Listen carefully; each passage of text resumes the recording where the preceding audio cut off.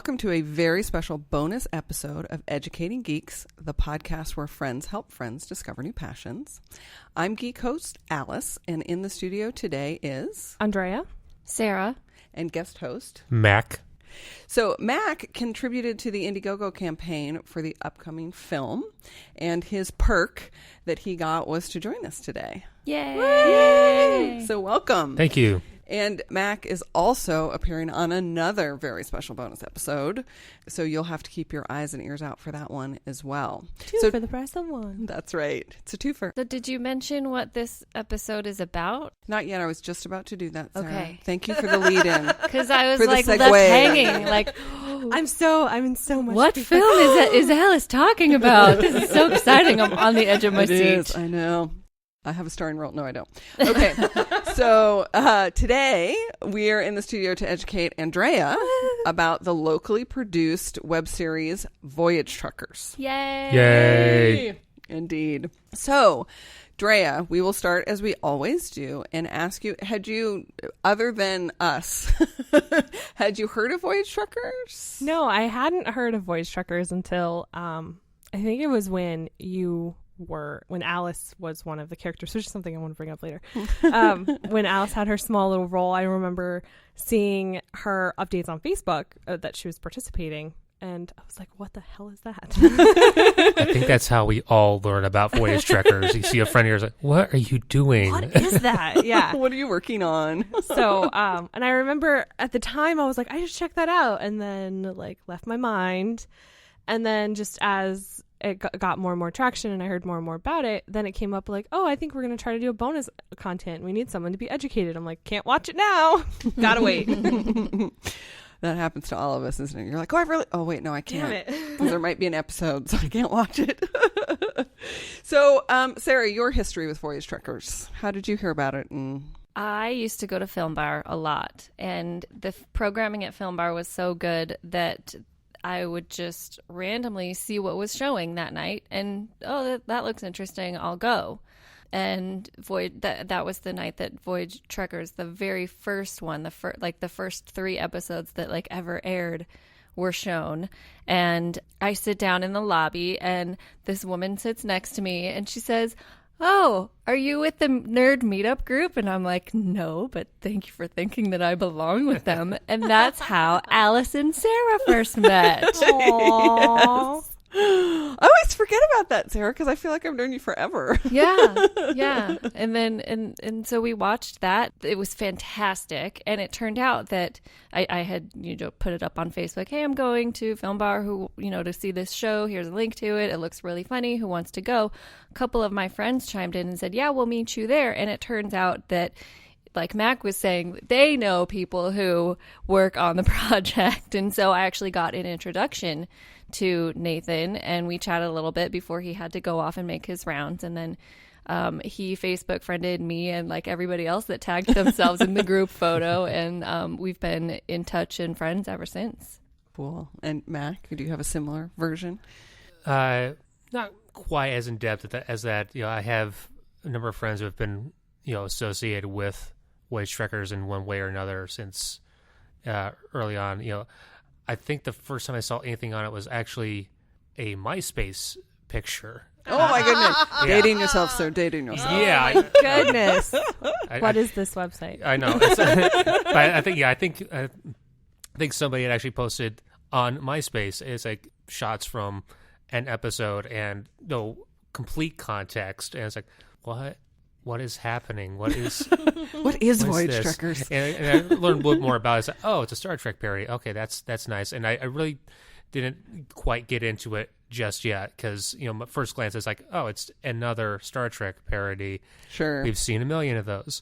But by the time they got deep into the season 2 and more people I know started getting involved and more close friends who were like producing and associate producing, and I would see the messages, and I was like, we need extras for this scene today. And there are a couple days where I almost showed up on set to help out, but I had something else going on.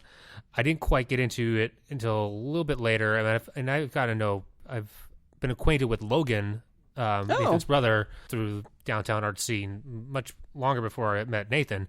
So I said, "Oh, I've seen Logan around." So I said, "Oh, that's Logan's brother who's doing this." And oh, hey, Logan's in there. Kind of more of an awareness than really being into the show. And then Gotcha. Eventually, I did finally watch it. Oh, this is better than I expected it to be. And so binge watch season 1, binge watch season 2, Right. and it's a lot of fun. And I probably know about 20 people connected Involved with in this. the project. Yeah, and I actually auditioned for the film, and actually I'm going to have a small part in the film Woo, woo. coming up. So We're in the presence of a star.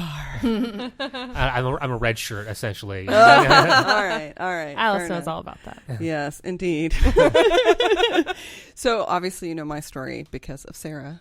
But then I'm like you, Mack. I like to volunteer on film projects and whatnot. So I went and helped out on set for a couple of times, and then was asked to have a very small part in one of the seasons, which we will talk about, I'm sure, at some point. Oh yeah, that's definitely happening. Our conversation. So everyone's favorite characters. That's another really common thing we do on the show. So like if you take the top 3, so if you take Sunstrike, who's the captain, Raina, who's the science officer, and the medical. She's the medical She's science the doctor. officer. She has the title. That's a doctor. damn good. That's It's a doctor. damn good question, Alice. I don't think we ever see her give anybody a medical exam. Except with the little comb like No, but thing. she does because she totally With the does comb. when they're at the one where they're trying to open the door and Powell's on the ground and she's Okay. like, "Oh, the Are app, you okay? the app is outdated. You have to like install the update or the re-register or whatever." And she's like, "He's dying, Captain." Yeah, Like, suddenly the story isn't about getting through the door. It's about saving Powell's life. Yeah. with via- bad apps. yeah. So in that case, she was a medical doctor, but then Right. And she gave him an injection, too, when Yeah. she was... But I think she's like an all-purpose Science. doctor. Yeah. You know, because she And a scans the science crystal officer. and knows about Right. the crystal. Yeah. Yeah. And she sort of behaves on the bridge setup. She sort of has a science officer kind of a role. And then obviously Commander Powell, who's Commander Powell. Second, he's the number 1, right? He's number 2. He's Ray Kirk. Well, he's Ray Kirk, basically, right? So, Mack, if you were to order those 3 characters, now we're talking Okay. straight up just characters, how would you rank them in terms of your favorite character? top 3. I'd probably go Sunstrike, Powell, then Raina. Okay, Sarah? Sunstrike, Raina, and then Powell. I'd have to be with Sarah. I would do Sunstrike, Raina, which hurts because I always want to put the girl first. Sunstrike, Raina, and then Powell. I am definitely the odd duck out here because I would put Powell. Because you like your sidekicks. I like my I love your sidekick. sidekick. Then Raina, and I would actually put Sunstrike last, which is not to say that Anna Marini's performance as Sunstrike isn't very compelling and hysterical, but just in terms of the characters, that's how I personally would rank them. Oh, hey, Yeah. Powell got number 1 vote. Good job. Yes, you got one Yeah. number 1. I think I might be Commander Powell's number 1 fan. I'm just saying. It might Should be we true. get you a shirt? I should get a You shirt. should totally get a shirt. I should get a shirt. All right. of the peripheral characters, I guess Info is probably my favorite. Oh, character. it was hysterical. I would say of the... Let's see. I kind I of can like. say who my... which I always hate doing, but I can say who my least favorite ancillary character is. Okay. Beauregard. Beauregard. The engineering guy. Yeah. He's my least favorite. I don't know. I like Lieutenant Jada, Yeah. just because I find it funny how he does his emoting with that mask on, which has nothing on Right. it whatsoever, and yet you still well, just through his movement tell what he's thinking. Is it a he or a she? Because they don't clarify, and their fingernails are painted, and I'm good either way. It could be from an androgynous species. Yeah. That's true, and I only say he because I know the actor who plays him is a he. But you're Okay. right; you're absolutely right. We don't know it. We'll say it. They. They. We'll say Yeah. they. Yeah. I don't remember her name. The real science officer. No, season 2, the one. Ensign. Yeah. The smart Adams? Ensign. Yeah, Ensign Adams. Yeah. At first, I did not like her with the short brown hair. Yeah, isn't she the real science I have no officer? idea. I think she's the all-purpose bridge lackey. Okay, Yeah. gotcha. She's the That's one a good they- description. Because she's the one they don't take along on the away missions. Right. Yeah. I mean, at first, I don't think I really liked her, like the episode she was in, and it was just kind of snarky, and it felt like it didn't really go with everybody else. And then near the end, I was like, oh, okay. Yeah, never mind. Kind of had that. I'll take it back. I'll give it to She her. had that cousin Oliver feel early on. It's like, why is that person there? It's Yeah. funny that you mentioned that, because when they brought in the larger ensemble cast for season 2, I definitely had a harder time loving those characters versus the first 3. And I don't know if that's just because I fell in love with the threesome so much that having these other characters come on, I was like, I don't need to see them. Just give me my main characters. I don't know. But then I did grow to like obviously some of them more than others, but I did in the end enjoy their presence. It was an interesting change of tone for sure from season 1 to season 3, because they were just telling, or season 1 to season 2, because they went from telling just little snippets of like not even full events, just like here's a 2-minute thing that happened, to actual stories that involved an ensemble and sets, and it was definitely a huge shift, which I was actually really proud of Nathan for executing it so well. I was so in love with season 1, and then how well executed it was. Like Alice and I, we talk about this a lot. We've spent a lot of time watching some really bad film. And every year when Voyage Trekkers would submit, it was like always our favorite.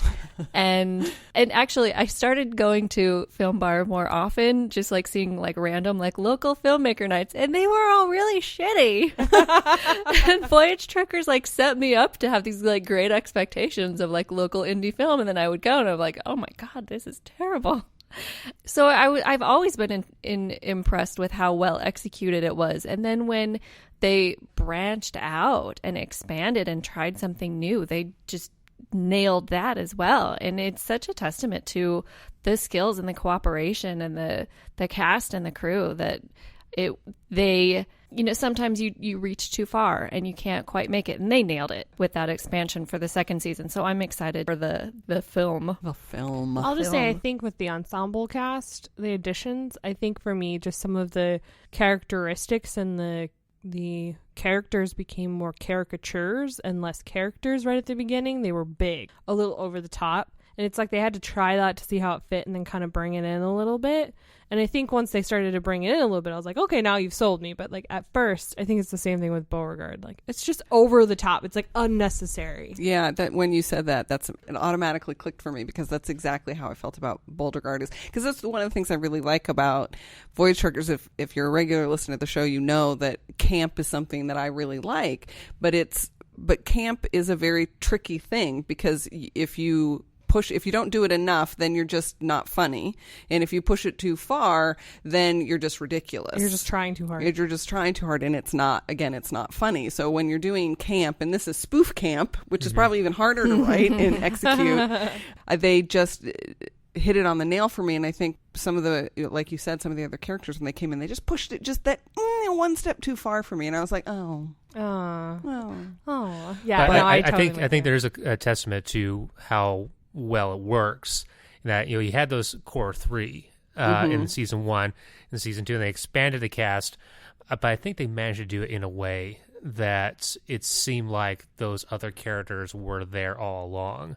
And it wasn't too jarring. It was like all of a sudden, oh my god, where all these characters come from? Right. I don't know these people, but it's like, oh no, they were always on the ship. It's like, oh, now we get to see the ship, and we now get to see what's going on in that world. Right. And they fit the world. They weren't like these other characters.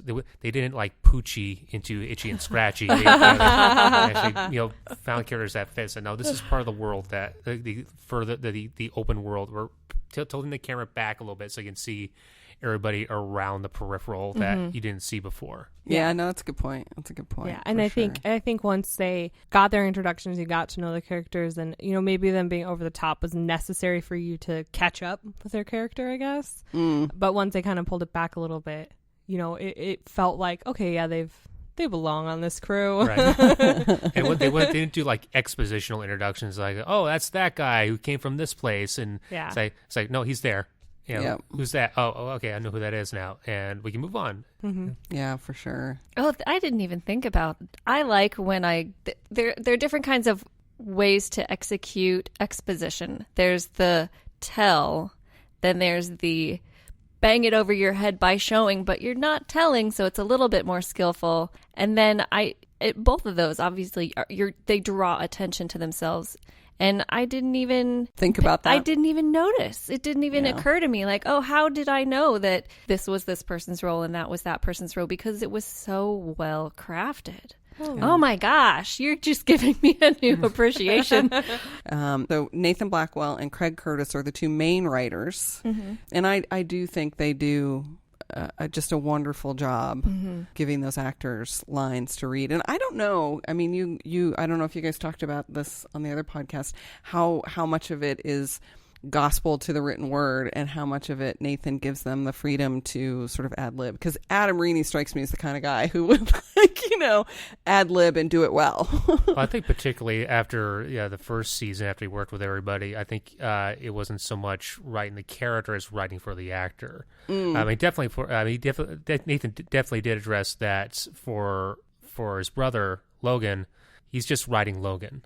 He's not that Powell cannot be played by any other actor. He is writing for Logan. He's just writing Logan into the show. And I only met Adam last week when we did the other episode, but my sense is that Nathan wrote that for Adam, and he knows Adam's rhythm and knows what he's going to get from him. So I think he's writing for the actors as much as he's writing for the characters. Gotcha. I think in any sort of, I don't know, like scripted section, you have to almost allow for a sort of ad lib to an extent for it to feel natural, so it doesn't feel so. Well, it's interesting because it's interesting that you say that, because Quentin Tarantino, for example, it is you read the word on the page As and you is. do not deviate. So and yet those films, that's a comment that a lot of people say about Tarantino films, is that they just sound like real people talking. Of course, I don't actually know any people who talk like that, but it sounds like real people talking. So I think it really depends. Right. And I think for Tarantino's writing style, if it's not said the way it's written, it probably doesn't deliver the same way. For something like Voyage Trekkers, where it's supposed to kind of stumble and fumble a little bit, I think, because of just the way, the fact that they're like this spoof crew anyway. I think I have a feeling that there's enough trust there that. Yeah, I've heard not major Nathan, changes. I've heard Nathan say that he does like to keep to script, but he's one of those directors that wants to get a few extra takes that are a little bit looser, and then he gets to choose, which, I mean, it's all directorial style. I think, what you like to do and all that kind of good stuff. And if I just lied about you, Nathan, I'm sorry. well, I feel like at one of the Q&As, I can't remember now. I wish I had time to watch all of the bonus features on the DVD. Right. But I know that when they go to in episode 2, the social media one. That's 2. Social network. That's 2. And then they're talking. I don't care how this, how like that, like. I feel like there were outtakes where Adam was ad-libbing different, funny things to say. And I feel like Nathan kind of addressed that in one of the Q&As, that he, is one of those writers that's like, yeah, I am kind of insulted if you go off my script, but you will get an opportunity to give your own input and ad-lib. Yeah. But only when I say, because I'm the director. And like you were pointing out, Mack, I'm sure there's been such a relationship that's built up over the 4 years they've been working on the projects together, that he's probably come to trust those actors quite a bit, and so is a little bit willing to get them to go. Okay, so we talked about Social Network. Does anyone have a favorite episode? That one I is have mine. too many. Yeah, I have lots of them, but the one that I always, because I loved all of them. But the one that really stands out for me is the one where they're screwing with Lieutenant Jada and pretend like they can't Language understand. barrier. Yeah, they can't understand what he's saying, and I'm like, that would happen to me. I would be Lieutenant Jada. So many people would fuck with me. Going into the caves. Yeah, but I mean, for me, like that one stands out, and I still giggle at that one. I've watched these Many maybe times. 7, 8, 9, 10 times, and I still cackle, like not even like laugh quietly to myself. I cackle when I watch that episode. Yeah. So you said Social Network is your Social favorite? Network was and the Oh Great Space Crystal was also one of my favorites. How about you, Mack? Oh, this came up on the other one. The episode that notice my favorite, I think, happens to be the one that you're in. Oh. And that's it's the episode where Commander Powell is going through the simulation of what it would be like if he were captain, and they were running him through all the different trials and just messing with him and torturing him in his coma. But my favorite moments is towards the end when Captain Sunstrike is kind of giving him the dressing down of, here's all the mistakes you made, but you're in good hands. I'm just I'm going on vacation. All I care about is I'm going on vacation. Don't burn the ship down. And I technically did everything I needed to do to go on vacation.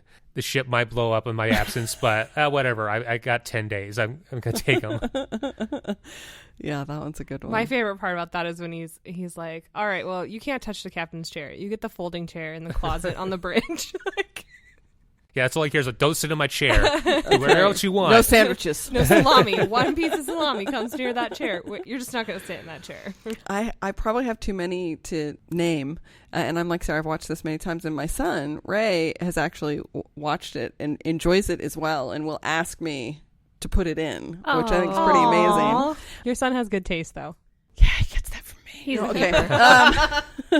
I actually really adore season 1, and I like it because it has the really short, they're almost like little social commentaries. They're like little spoofs on today's world, like social networks. So there are many in there that I like. But the one that I just pee in my pants funny for me is Laser Swords at Dawn. Yes. When Oh, Kang and Sunstrike go at it with their laser swords. And there's just something light. It's just Yes. light.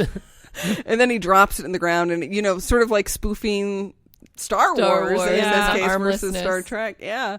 And then when they actually get down to real fighting, they're just He's like avoiding it. yeah, they're just like not even fighting anymore. And there's just something about the goofiness of that one wrapped up in this serious situation that I just find hysterical, and I cannot stop laughing when I watch it. That one is really good. The fight choreography is pretty decent too. Yeah. Like even in the first season, the fight scenes, it's so great to see how well it is all done on such a tiny budget. Tiny budget. Yeah, for Yeah. sure. I have to say the one where Reyna, the junior galactic officer, junior ambassadors of the Galactic Union, I will call trope on that one, because of course we put Reyna with the kids, and it's almost always that you put the woman with the kids.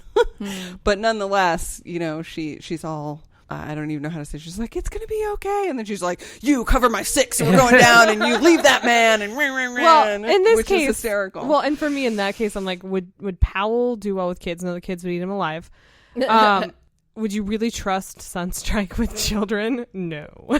So who's left? Also, she breaks trope in that sense of, she doesn't, she's not caretaker the entire time. Yeah. That's right. It's like Yeah. luring us in. It's like, all right, here's the cliche, all right, now we're going to destroy it. Yeah. And we're just going to break these kids into commando mode. And She gets a blood spatter on her face. yeah. Yes, which I think they do pretty well on the show, actually, that they do that, which is probably good spoof writing or good comedy writing, where here we're going to set you up, and then bam, we're going to give you this alternate Invert version everything. of it. Yeah, Yeah. kind of a thing, which I think they do pretty well on the show, for sure. So in season 2, Yes. the episode, I think it's hard for me to pick a favorite episode in season 2, because it kind of is one big storyline. So it's hard to be like, I liked this single part of the storyline, But I think I really liked the part where they I think it might be the first episode where they pick up the Admiral and his android companion. Yes, and they then- have an intimate moment with the space. Yeah, I think it's that one is probably my favorite in season 2, when the android's like, I don't know much about your human humor, but this is funny. Like, okay, I'll give it. I just love info. Lol, space dick. We tried when he premiered that at Film Bar. We tried to. It went too fast on the screen, and obviously we were at Film Bar, so we couldn't pause it to see it like I did when I went home. And we were like, "What did it say?" And he was so bashful he wouldn't tell us. That's awesome. Oh, Nathan. That's So funny. one of the things I also really enjoy about what Nathan and his team does is it's almost like he's he's experimenting through the web series, and in the one hand you can't really tell, it just looks like good storytelling, and on the other hand you're like, wow, I personally have never seen a choose your own adventure, Yeah. through a web series. And so there are these things that he's trying, and then the second season he does the multi-parter, which he hadn't previously done. So what did you guys think of the choose your own story, which I have to say online is a little bit tricky navigating, but when we saw it at the film bar they had it all lined up. So I love Voyage Trekkers so much that I just watched the whole thing all the way through. Like, I would go back and I would like choose the path, and then I would go back to the beginning and then choose that path, and like all of the various possibility combinations. I did them all because I was like, I need more Voyage Trekkers. And so when it comes up when I watch it, I just watch it all the way through, and I know the story well enough that I can keep track of like, oh, okay, this is calling back to this choice, right? And I just watch the whole thing straight through, all 20 minutes, because I just love all of it so much. Nice. How about you guys? Did it work for you? Yeah, I mean, that's the only way I could watch it is watch all of them. I mean, it's like, oh, I'll take this track. Now, okay, I'm going to go back and do this track again. It's definitely something you can only get away with once. I think if he tries to do it again, the novelty of that aspect, unless it was like if he did the whole series that way, then I think you get away with doing it more than once. But as the novelty of that particular device as it is, I think there's like one time, all right, that was great. If he tries it again, it's not going to be as fresh. It's like, oh, I've seen you do this already. Mm-hmm. Right. I could see that. I mean, I enjoyed it, but I don't. I think you're hitting the nail on the head for me, Mac. That I think I would either want the whole thing that way, or to have it be much longer, so the paths were much longer. Have you seen the choose your own paths that they do on Facebook? Yeah, I always participate. I love those because it's not just like interactive. It's like you get to see like, oh, I chose A, but look how many people chose B. Or it's kind of cool because you feel like you do have more control over it as they release the story that way on Facebook than if you're like, choose option C, skip to 15 minutes ahead. And I love the interaction with all the other commenters on when they release the stories like that on Facebook. So what about you, Drea? I don't know that I particularly cared for it. If I'm watching something, I just want to watch it. Like, I trust the creator. Like, I'm the same way. If I go to a restaurant, I kind of want to order whatever's on the menu the way that the chef made it, because that's their vision. I thought it was a neat turn, though. Like, I wasn't expecting it, even though I think I knew from the last, because I helped out at the last podcast. So I think I even knew to expect it, and I was like, whoa, wait, what? But I also did, just because I was on YouTube and we were streaming it to our Chromecast from my phone, so you can't actually interact with it then. You can stop it and go to a certain point, like they were saying, it tells you this time starts this next part or whatever. But I was like, I can follow along. It's not that long. So I just let it play out, and I was like jumping back and forth. So I saw all of the results, which I like. I mean, I liked having multiple endings, but right, I would have been fine with just having him pick a story and go with it. I think my favorite, though, was the one where they ended up throwing up. Yeah, I was watching it at work, and one of my coworkers, a guy that shares a studio space with us, walked up and was like, what are you watching? That looks really good. So hopefully, because I watched it at work, we have a new Voyage Trekkers fan. Yeah. You're welcome, Nathan. There were some episodes I couldn't watch at work. Which ones? There's only one episode in season 2 that was not blocked in the filter. Oh. And I think it may be because of language. I know there might have been. It could have been a tag. Oh, there's bad language. Probably. Like, it could have been shit tagged. and fuck, and then they don't say fuck. They say shit. I'm pretty sure they say, or Jesus. I know they say Jesus Christ. I feel like they I was say going to say, fuck. because you know me, I like Censor monitor. for Ray, I censor for Ray for the most part. I think he makes although Jesus Christ wouldn't have bothered me, but I think he makes the mouth motion for fuck. He's like, yeah. Like, I don't think he actually says it. I think it's just insinuated. I imagine it could have been a tag somewhere in there. Yeah. That it's like why is only one episode of this entire season? And I was like, all right, I hope it's still okay. I went home and was like, all right, I found it at home. I was like, okay, it was just because I work at a high school, so I think there's more strict filters on my YouTube in my district server than. I find a lot of sites at my job are blocked just because of how they're tagged. Things are tagged because I can go to YouTube and go on YouTube, but like I can't go to educatinggeeks.com.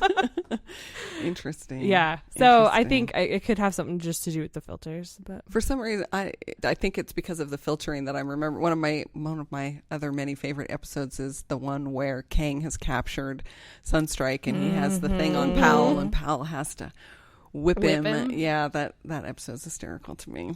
But I like how she says, "Take me off speakerphone." Yeah. You might want to just stick with it. Yeah, good luck with that. Yeah. So speaking of shirtless Captain Rainey, or Captain Rainey, Captain Jack, there are 3 Captain Jacks now to me, to Voyage Trekkers fans. We have Captain Jack Harkness, Captain Jack Sparrow, and Captain Jack Sunstrike. And I think Captain Jack Harkness is always going to be my favorite Captain Jack, but Captain Jack Sunstrike is my second favorite. I like the play on that though, because I can see similarities between them. So I was like, I can take that. I'll give him Captain Jack. Yeah. But when I remember there was one time when I offered to help Nathan. I said, let me know if you need to help, because they were going to be filming, I think, the Lieutenant Jada, the miscommunication one, at the Phoenix Zoo, and I live literally right outside the employee gate at the zoo. So I'm like, if you need anything, let me know. I can throw it over the fence or, whatever you need help with. I would love to help. And he said, unfortunately, because it's the zoo, I can only bring in like a skeleton crew. But as consolation, here's a screenshot from this episode that I'm editing right now. And it was Sunstrike, like shirtless and oiled down.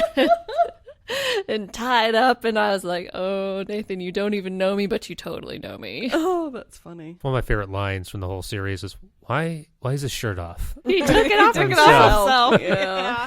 And I loved that's how that's another kind of trope that gets inverted in the classic Star Trek, and even not even the classic Star Treks. It's always the women who are sexified and wear the little bunny suits, and then in this one it's the captain and the man that gets objectified, and then by he himself. even does it himself. Well, I think that's also a throwback to the original Star Trek, Kirk, where they right, find Kirk, every excuse to have Shatner take his shirt off. But mostly in season 3, having just watched it. I mean, I was one scene in particular that always stood out is when, one of the disease episodes where the crew is sick and everybody's getting an injection, and McCoy's injecting everybody through their sleeve, except when Kirk walks on. He deliberately rips his shirt, then injects him. Even when I was watching that at 11 years old, like, why? So I gotta say, when we recorded our other Voyage Trekker bonus content, I'm sitting there and I'm like, okay, well, I'm familiar with Nathan enough to know who he is. Right. I just met Mack. I'm sitting there looking at Adam Reaney, and I'm like, why do you look familiar? I haven't seen this yet. Like, why do you look familiar? It turns out we knew each other as children. What? Yeah, apparently his parents used to teach at the church that I was going to, and like he was in class with me. Like, we knew each other, like, we're talking between the ages of like 8 and 12. Wow. And I'm like, and he's still really good friends with a really good friend of mine. Like, he went to their wedding, and I'm just like, why does this guy look so familiar? And I didn't find out till after he left. So, surprise. Small town. And I was world. like, man, this is a small world. Well, when I took a whole bunch of people to the season 2 Voyage Trekkers release at Film Bar. So the first time, like, people went to high school with like Dane, and then the second time, my friend Michelle was like, "Oh, I used to go to high school with Logan," and then like another friend of mine's like, "Oh, I used to date one of Nathan's brothers." Like, it's such a small world. Small world. Yeah. It is indeed. It is indeed. Crazy. All right. So is there anything more you want to say about shirtless men? I could talk forever about Okay. shirts. All right. Moving on then. So, Sarah, you brought up the Facebook Choose Your Own Adventures. One of the things I think is really interesting that Nathan in the group is doing is that they've sort of not limited Voyage Trekkers to just a web series and then subsequently a movie, but they have the Choose Your Own Adventure Facebooks. Craig Curtis has written a novella that you can get and read that's this world and these characters. There's comic books. Mm-hmm. There's a board game that's being made. Oh. I want to play that. I know, right? It looked good, too, the last snaps of it that I saw. I think last weekend they were doing a series of PSAs for the Arizona Health Board. Oh, Some fun. anti-smoking campaign. Sweet. Oh, is that what they were doing? Yeah. I saw little glimpses of that on Facebook. I hope I didn't reveal too much. It's all your fault. We'll take it out if we need to. But I find that to be a really clever thing that I think Nathan and his team has done is not to sort of keep people interested, because again, if you don't have a lot of money, I mean, making films takes a shit ton of money, frankly, that he keeps sort of the interest peaked and other stuff going on, and that other ways you can engage with these characters in this world sort of as other things are being developed. I just think that's really smart. Yeah, I feel like Nathan, for such an introvert that as he is fantastic at outreach. My first interaction with him outside of the premiere was on Facebook, and he just sent me this note. He's like, "Thank you for coming. Hey, it looks like we have we also share the same birthday. So we wish each other happy birthday, and we go out for drinks on our half birthdays." And then I was like, wait, what's going on? Like, this random guy that I met last night is talking to me. And then I noticed, I talked to my friend, did he friend you? Oh yeah, we're going to work together. And then he's just so good at outreach, and he has thousands of Facebook friends, and he just knows how to work that. But then when you talk to him, he's such an introvert. Well, and I love that he can still do that. Be perfect at the outreach. He's so passionate about what he does, which is amazing. Not everybody has that kind of passion and that kind of, he's also, the hardest working man in Phoenix film or whatever, he's talented, he's passionate, and he works hard. I want to give him an award for that now. I want a little plaque that says Nathan Blackwell, hardest working film man in Phoenix or whatever. Or whatever. I enjoy it a lot. So one of the things that I also really like about him is that outreach is the community and how he gets people to help him on projects, and mostly people just volunteer because they love it. What was it? The special effects guy, the guy who from Australia was like, "Hey, can I do some free work for you?" Yeah, and other people who volunteer their work. The guy who does the scores, the music is amazing and incredible. So amazing. And got an orchestra to play it, like a real live orchestra. Well, nobody else is doing that here. Right? I don't think so. Well, and that's a testament to Nathan and the energy and the enthusiasm he brings to the project. And nobody wants to go in and work at something that you hate or you just down in the dumps about, so it's really a testament to just the skeleton crew he built and grew from is that they literally all care a lot. For sure. So I'll tell you guys how I got involved. So when they did I don't know if it was a Kickstarter or an Indiegogo, but when he was raising money for season 2, I jokingly on the Kickstarter website said, well, I'll give you X dollars of money if I get to play Commander Powell's love interest. And I was kind of joking. And of course, Nathan's going to jump right on that and be like, well, of course you can. And I was like, ha, and so then I started throwing out, things like, well, there has to be a steamy love scene or whatever. And Logan would get on and be like, okay, it has to be clean, And so I ended up donating the money, and so that's how I had my little guest moment. Okay, and it's not even a steamy love scene. No. You're dead, and Powell is combing your hair. Exactly. Okay, so 2 things. One, when my husband saw that, he was like, "Oh my God, it's Alice!" And I was like, "You knew she was on this? Where's the surprise from?" He's like, "Oh, and she's dead." So I was dying. And second of all, I think it's really important that Alice listened to the bonus content track regarding the whole Powell love interest. Oh. Right. All right. So well, I will do that story is ongoing. Okay. Okay, I also really like the episode where it's his older brother, Reggie. Did I remember that correctly? Reggie. And Raina is at the party because she wants to hook up with Reggie. That's just so funny to me because there's, it's one of those classic tension things where, they hate each other. But in a lot of stories, the 2 lead male-female characters who hate each other actually end up getting it on at some point because there's that tension. I feel like they're getting to that. I felt like it was building up. I feel like they're getting to that. So I'd ship that. I think Captain Sunstrike expects it to happen, and Raina's not into it. Yeah. Oh no! See, I don't agree. Well, there I is think that she's fighting moment. it. I think there's she's that fighting it. moment. So there's them during the Lizard Men trilogy there at the end, where you kind of feel like she has a little bit of pity for him in the way that Gabriella, did I get her name right?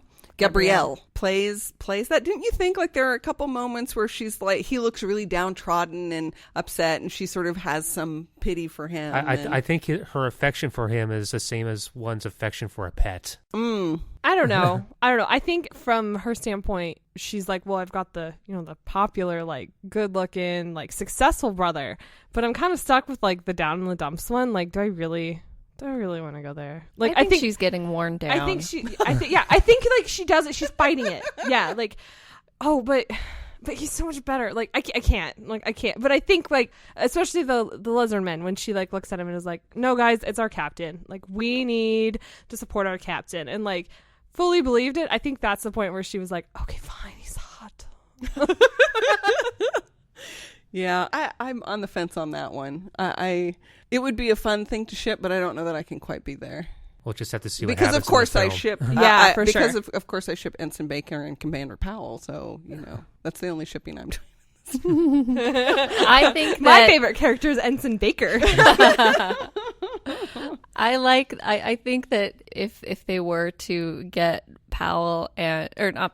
if they were to get Reyna and Sunstrike together in that kind of classic romantic comedy trope, that they could only do it if they found a really cool way to invert that trope too. Right. Like he becomes clingy and needy and she doesn't, because that's usually what happens. I think you would need to like find out in like this most anti-epic sense, like all of a sudden you just find out and they're like, yeah, we've been dating for like a year. Yeah, like on Battlestar Galactica. Like it just happens and it's like it's not a big deal. Yeah, right. Like, or you find out that they're like been married all along. They got married in like Space Vegas. No, we had one space minute. No, they did. Yes, right. I love that space minute. I mean regular normal minute. Yeah, regular minute. Oh. Now I'm imagining that, if this were to go on for several seasons, all of a sudden, there's a 5-year-old Sunstrike Jr. running around. And we just never knew. And it's like, yeah, he's been around all along. Just decided a cute kid would show up, like, Buffy season 5. She has a sister. What, you didn't know that? Yeah. See, and I'm seeing like Sunstrike and Reyna is very much so like Carol and Kirk. Carol Marcus? Yeah. I couldn't remember her last name. Yeah. In what way? I'm getting strange looks here. I'm Like in the trying to relationship remember. manner. Are you talking in terms of, original Star Trek timeline or reboot Star Trek timeline? Well, Ooh, we're getting nerdy on up in here. Yeah, I guess for shortened sense, it would be the rebooted Star Trek version. But Maybe we'll see. In the sense of, I don't know. I can see the similar. I can like that was the relationship I was thinking of there. Well, Nathan can never let us know until it either comes to pass or doesn't. Because that's a good one to ponder, I think. What was Reyna's relationship with Beauregard? When he first was introduced, and she was all like, "Oh, you're a mess," and licked her finger to clean off his face. That seemed kind of sisterly. It did. To me, or motherly. So I've always taken Reyna's character to be sort of she's the matriarch. Although she's the matriarch, and although perhaps at times it's begrudgingly, there's just something in her makeup that she's here on this crew, so by God, she's going to take care of these people come hell or high water. Yeah. And that's how I read it. I think she sees herself as like the only actual adult on that ship. Well, I really want to know what happened, how she went from like the Sunstrike flagship to this like dumpy crew or the spoofy crew. Why is she there? Because it seems like she cares more than the rest of them, and that's maybe where I went capable. Where she went with like the face cleaning too. Like she cared enough like to clean him up for the Admiral, Right. That's yes. Well, but I think that's because she doesn't want to be associated with crap. Oh, so, for sure. Right, when the Admiral comes on board, she has to be associated with the ship, so she's going to do her best to put it forward in the best light because she doesn't want to be associated with crap. I imagine Reggie transferred her over there to look out for his little brother. Oh, that's a nice that's twist. a great theory. That's a great theory, Mack. You can use that, Nathan, if you want. See, and I was either going with like she had the starstruck thing for him, and he was just like, "And you're annoying." Both could be true. Yeah, a little bit of both. The truth is always somewhere in the middle. yeah. Right? But I love that theory, though. Yeah, that was good. You can tell you have some writing chops there, Matt. All right, so I want everyone to attempt to answer this question. If you like blank, you would also like Voyage Trekkers. So for people, like, let's try and find some more Voyage Trekker fans. So other things that people may be watching or currently watching. If they're watching that, then you suggest to them that they should also try Voyage Trekkers because you think they'll like it. Galaxy Quest. Oh, yes, good. that's a good Good one. one. God, I love that movie. Castle. I can see Adam Reamy Star Strike as a little bit of Castle-esque. That's not bad. Yeah, That's not bad. and then like, you know, she doesn't take the crap and Right. Yeah. And it's funny. it's funny. Yeah, it's It got the has a same funny kind of element. funner. It's got the same kind of funny. And Nathan Fillion did tweet an endorsement of Voyage Oh, Trekkers. That was the day I Yes. decided to watch Voyage Trekkers. If you don't know, I don't know how that came about, but it's like just out of nowhere. It's, oh, good stuff. It's all right. All right. I think I it will. was a thing that, and this someone is- sent him the Kickstarter, the Indiegogo thing. Yeah, it was like a day where Nathan Fillion was like, "Oh, here's like I want to like help endorse stuff. Send me cool stuff." Yeah. And then he would retweet some of them. Oh. Yeah. And then here's where like Nathan wanted me to go give Nathan Fillion a Voyage Trekkers DVD because he was too afraid to do it himself. Aww. I But then totally would have done that. I was like, $80 for an autograph session. No, that's okay. Sorry. I would have though. Right. I gave Felicia Day a copy of my web series, so There you go. What's the name of your web series now? Vincent and Me. Vincent and Me. Yeah, Is it still available online to watch? You can probably find it. I haven't worked on it in like 3 years, but it's like I keep saying that I'm going to do a series finale at some point, but I haven't gotten around to it. Well, I'm definitely going to check that out. All right, so back to Mac. You did Galaxy Quest, you did Castle. I'm still like thinking. How about you, Sarah? I go straight with the Star Trek. I always compare it to Star Trek and say, you know, Star Trek is always the story of the best ship and the best crew in the fleet, and Voyage Trekkers is a story about the worst crew in the Galactic Union. And I mean, who doesn't like comedy? So it's not like you have to say if you like funny things, because who doesn't? Right. If you can I see the hope. humor in Star Trek, then you can appreciate this. Yeah. Yes, and certainly if you like to make fun, especially of the original series, then you would appreciate it. But I also think it has kind of, you know, broad humor, sort of like Brooklyn 911, which I haven't watched. 9-9. Brooklyn 9-9. That's a good You show. know, some like if you like comedy that's a little bit broad and a little bit Over the top. a little bit pushing that envelope, then you would like this series. Yeah, I And think you also I think you have to like indie. You know, I mean, there's a certain. I don't know that I agree with that because No, I'm not it's super into the indie films. Like, not that there's anything wrong with them. I just never found my hook to like dive in. Like Sarah was saying, like, you know, she watched Voyage Trekkers and then wanted to watch everything else indie. But I loved this. I loved this. I've just heard people say, especially a lot recently, like, "Oh, that show has a real Canadian feel," as if it's like subpar. Negative. Yes, it's subpar to Hollywood standards and stuff like that. So I mean, like, if you're somebody who's like, if it's not Universal $20 million bajillion I see what you're dollar saying. budget, then, you know, because this doesn't have that. So, you know, Basically, if you you're can't willing to tell. watch it on YouTube, if you're willing to watch it on YouTube, it's just fine for you. I don't think that it's that you can't tell. For me, it makes up for it in terms of the amazing writing and the amazing performances. You know, the fact that, you know, the costumes aren't made out of silk isn't going to bother me because everything else is so well done and funny. And the costumes are great and the sets are great. You know, they're just not. Obviously, they didn't spend $1 million on them, but that's fine. I think it plays a lot better than a lot of the similar Star Trek type parody shows, even the ones with a lot more money behind them. Right. Like I think there's this one series that Cracked is doing. I can't even remember what it's called, but it's kind of a similar premise, but it's not written as well. It doesn't have quite the same spirit to it. I think it's just very self-congratulatory. And it doesn't play as well as, in my opinion, Voyage Trekkers does. There's another series another friend of mine is doing called Red Shirts, which, okay, that's funny, but pretty much focuses on that one aspect of the Star Trek tropes. So I think, you know, Voyage Trekkers succeeds where a number of other similar projects don't quite hit. Yeah. Yeah, for sure. I And I think that's down to, you know, Nathan and his team. Yeah, I think, not to stay on the Fillion track, but I think if you liked Firefly, you could appreciate this. Just the whole captain in space thing. I think you don't have, I mean, you have to kind of know the basics of Star Trek in terms of like the structure of the bridge and like the hierarchy of the people, but it's not nearly as structured as Star Trek, so you could get away with more like a Firefly where like everyone kind of just pulls their weight and does what needs to happen to make it work, you know. But I think a big one, if you like shows like if you like drunk history, like you'll appreciate the humor in Voyage Trekkers. Like I feel like a lot of the humor is the same. Because they also go real camp without going too far. Oh, so I think that if you show is hysterical. if you like the humor in that, you'll really like the humor in Voyage Trekkers. I don't know, but can I brush your hair? Maybe that'll be our toast. Stroke. So beautiful in death. Okay. All right. So let's move on to the next thing that we do here at Educating Geeks, which is drinking game rules, which I personally think, oh my God, we need to have an Educating Geeks sponsored party where we execute the drinking game rules we are about to create with a large group of people and we film it. I think that we should also maybe do it for the film. Around the film? Around oh my the God. film. Or is Nathan, are you paying attention? Nathan, call me. That's right. All right. So I will, just because I think there are some that there might be some repeats here.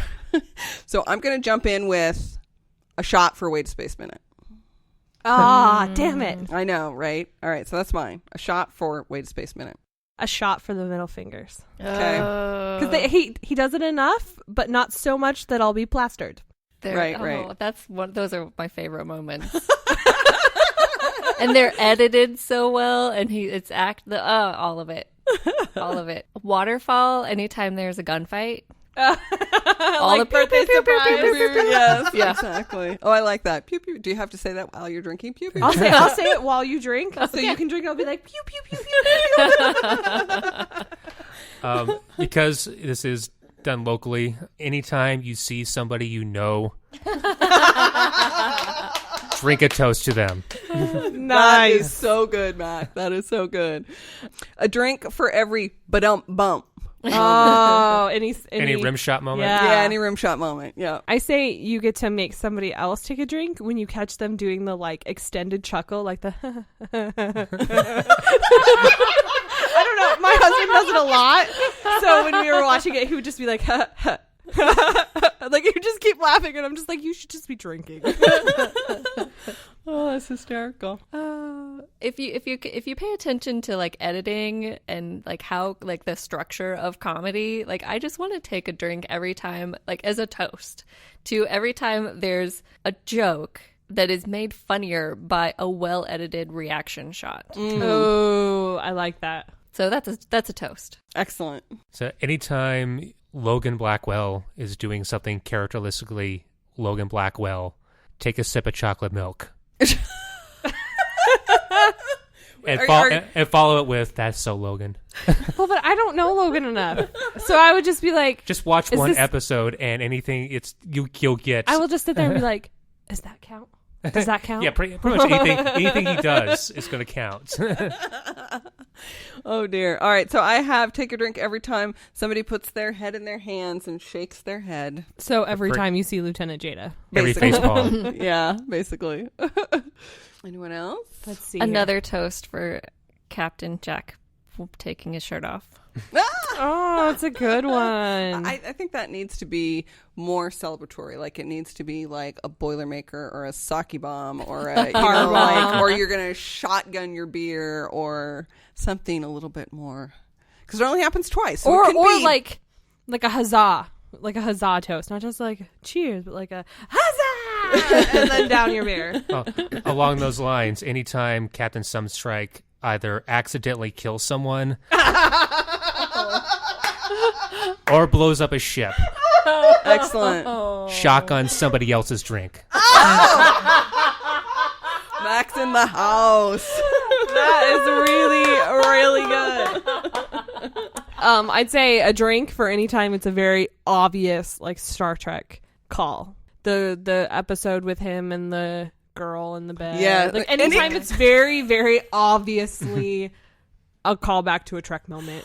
You're not going to be able to see my hands, but one of the things I love about that episode is that he walks up her legs fingers? with his pointer finger and his pinky, not his pointer finger and his middle finger. It's like awkward. It's like really bizarre. I liked that man. depiction of sex though, because instead of like, you just get like these little awkward fingers like, walking up her leg. Oh, it's hysterical. So I think you have to take a drink for every Raina eye roll. Oh, yeah. Ooh, yeah. Yeah. Right? Mm-hmm. Yeah, I have drink whenever the doctor has a pained look. I think that's fair. I'd say a drink anytime Powell gets thrown under the bus. By himself or Or by someone else. by someone else. Sunstrike tends to kind of like be like, damn it, Powell. And you're like, what? You didn't do anything. Okay, Those are all so mine. there is the episode, which is, formal charges. Mm-hmm. Right, where he's trying to give Raina the disciplinary notice. And in that episode, they talk about Captain Sunstrike drinking too much Carmelian ale, if I said that correctly. So, Carmelian mead, I'm sorry. So, what drink can we create or that exists in the world that can take the place of Carmelian? Jack and Ginger. Jack and ginger. What's to that? me, mead is thicker. It's like a wine beer. So, like a hard cider? No, it's Like a snake bite, maybe? I just imagine him taking any regional domestic beer. So like whatever port of call he happens to be at, whatever's local is going to be his drink of choice. So he's like a microbrew guy. Well, mead is generally made with honey, so it's like kind of thick and sickly sweet. Sure, in that sense. sure.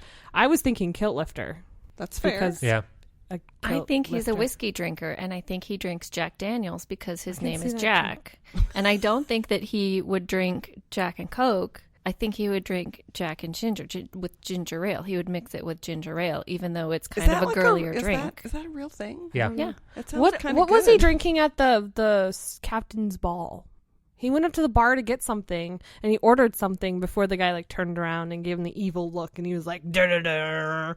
I don't remember. And I can then, also see him as like an apple teeny kind of guy, like a super girly drink, like a super, yeah.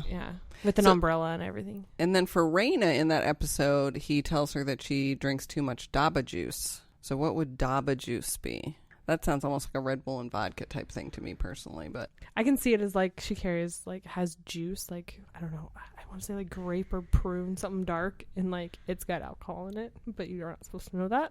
I feel like she's a cheap champagne drinker. Like she feels like she needs to be fancy, And but vodka. she's not fancy.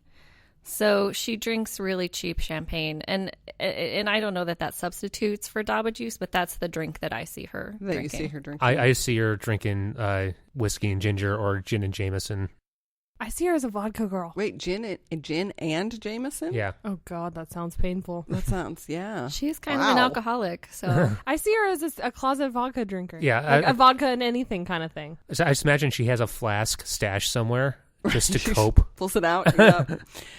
Fine. And how about, so Powell, would we put something in his chocolate milk? I think just takes it straight. On the rocks. a straw. I can see him with one of those crazy Curly straw. straws. Yeah. Oh my God, that's awesome. I love it. So what would you most like to have with these characters? Like if you were at a party, what would you belly up to the bar and 7 buy minutes them? in heaven with Captain Sunstrike. Oh, bar. Oh, You can still do that at the bar. I won't stop you. I'll act as your door. Nothing to see here. Move along. I'd let him my. make an entry with the captain's log. It's getting a little hot in here, people. It's getting a little hot in here. So the preview for the very first film bar Oh my God. episodes, the very first time, there were a whole bunch of things that Nathan showed that night, which were all fantastic. And I went home and I watched even more. But they had that preview for, I think it was episode 6, when he was like seducing the lady. And so that line, that little snippet was in the preview for Voyage Trekkers. And that the whole rest of the night, I'm like, when are they going to play that episode? When are they going to play that episode? Because I totally would let the captain make an entry with his log. And they never did. So I had to wait online. And when it finally came out, I squeed. You squeeze. Oh, So that's that's so cute. that's episode 8. Episode Phoning 8. it in. Phoning Yes. it in. Let's see. What would I want to drink with them at the bar? I feel like Sunstrike would be like a round of shots kind of guy. Right. Maybe jellies. Ooh, yeah. Some Jello shots. Yeah, some Jello shots. Yeah, a little. I could see him like as a frat boy Yeah, kind of a yeah, drinker. Yeah, for sure. Yeah. Either that or he's that real quiet, solemn, like beer alone in the corner kind of guy, which is not fun. So I wouldn't want that. Yeah. Yeah, I'd say probably car bombs, but we could rename it as something more Space galaxy bombs. spacey. Yeah, Space bombs. hovercraft bombs. Tachyon bursts. Oh, Ooh. nice one. Photon torpedoes. See, and I would spike Powell's chocolate milk with something. I'm not sure what, because he would still have to think. Well, you maybe want to like be a his chocolate love liqueur. interest, so of course you would spike Well, his drink with yeah, something. maybe a roofie. I don't know. Whatever. We don't support that on this podcast. If you're absolutely both not. unconscious and or dead, is that really romantic? Depends on who you are. Depends on what you're dreaming. All right. Any other drinks? All right. So that's the plan. We're going to host a party, and we're all going to play the Voyage Trekkers drinking game. Sounds like a plan. All right. It's a plan. I'm in. Excellent. All right. Well, that is the end of our bonus podcast talking about Voyage Trekkers. We have hopefully convinced Drea that she will stay tuned for whatever else comes out. Oh, yeah. Excellent. So if you enjoy listening to Educating Geeks, make sure that you subscribe to us on Stitcher or iTunes. When you subscribe, you get immediate access to our new episodes as soon as they're posted. But don't forget to also check out the website, because we have a lot of content there as well. And that's at educatinggeeks.com. You can find us on Facebook, Twitter, Tumblr, and Google+. Just use hashtag #EducatingGeeks and you will find us. We would like to take a moment to thank Nathan Blackwell, the creator of Voyage Trekkers, and he's been a big supporter of Educating Geeks, and we very much appreciate him for that. He has guest hosted with us twice. He was on for Big Trouble in Little China, one of my personal all-time favorite films, and also for Spirited Away. So we will link to those so you guys can check him out on those podcasts. And we would like to thank our special guest, Mack, for joining us. Yay. Thank you, sir. Good Thank you. job with the drinking game. I Man. know, for sure. I Yup. didn't know. All right, so in the studio today, it has been me, Alice. Andrea? Sarah. Mac. And what should we go out with? Should we go out with Wait a Space Minute? Too bad no one can see that one. She's putting up the fingers. I don't know. I don't know either. Damn it. They don't really have a catchphrase. There's They no don't. "May the Force be with you." I feel like we need to be like, and we're going to go out with, and then just edit in the Voyage Trekkers theme music at the end. Dun, dun, dun, dun, dun, dun. Yeah. Or an unnecessary explosion. Right.